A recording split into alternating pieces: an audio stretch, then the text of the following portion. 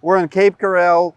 This area has been devastated by Hurricane Ian, and I want to show you the difference between quality shingle and not quality shingle. Here's the deal.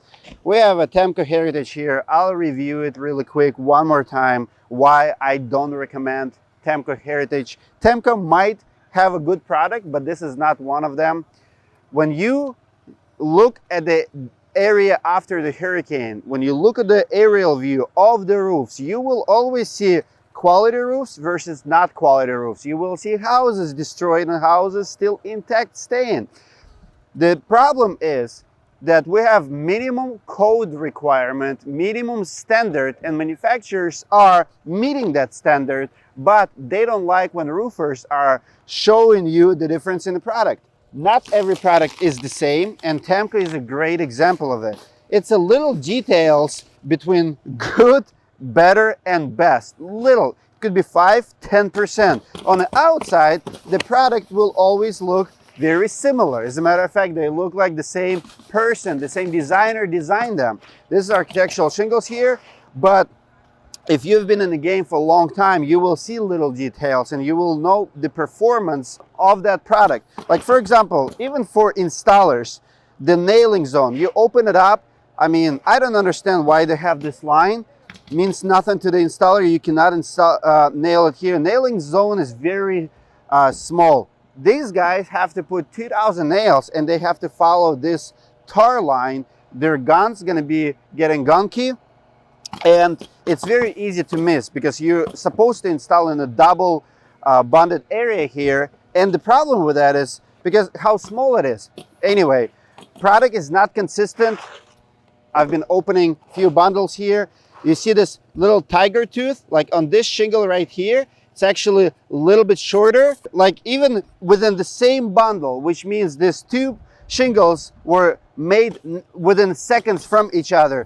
This one, the line is straight. This one is sticking out a little bit, like 1/8 of an inch. And this one, it's a little bit shorter. So even if you do everything properly and you follow straight line, shingles will not look straight because that 1/8 of an inch up, 1/8 of an inch down, gonna create that waviness. So harder to make it look good, harder to install, and overall, when we're talking about Tamko, it's the brand who doesn't really care about a roofer.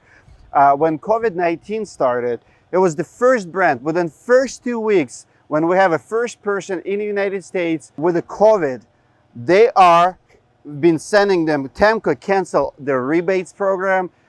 So I'm talking about the top of the leadership. Every support to the roofer was canceled within few weeks of pandemic. This just shows you how vulnerable the company is, the brand is, how vulnerable their product is. Inconsistent product, harder to install. On outside, it looks very similar. As a matter of fact, I'm not going to mention the company who is working here, but they install GF shingles, and most of their products is GF, most of their roofs GF. The only reason they went with the Tamko Heritage here because of the color. Homeowner wanted this color, they could not get it in GF color this time in this area, so they had to use Tamko. That's the only reason they're doing it, because they have to. They will meet the code, the roof will be fine, but it's not their first choice or second choice or even third choice. This is what they have to do. I mean, when you are in emergency situations, you have to think outside the box and you have to do what you have to do. You have to help people and the roofs have to be installed. But in everyday business life, they would not pick Tamko Heritage, and quality companies rarely will pick Tamko. If you're the roofer, comment below what do you think about the brand, especially if you live in Texas. I know they have a couple plants here, there. I want to hear your feedback, your relationships with Tamko, and if you do agree that it's not a good product or it's not competitive with the top brands. I've installed it when I was in business.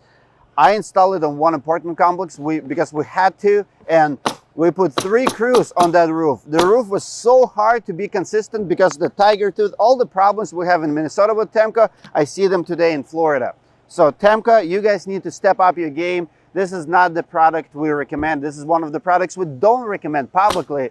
And everywhere I go, if I see Tamko job, I just jump on the roof just to see maybe something changed. Maybe they did improve. And I'm here to report to you, in October 2022 in Florida, the product is still what I remember 5 years ago in Minnesota. Same inconsistencies, same issues, same problems, nothing new to the design, and that's why we don't recommend it.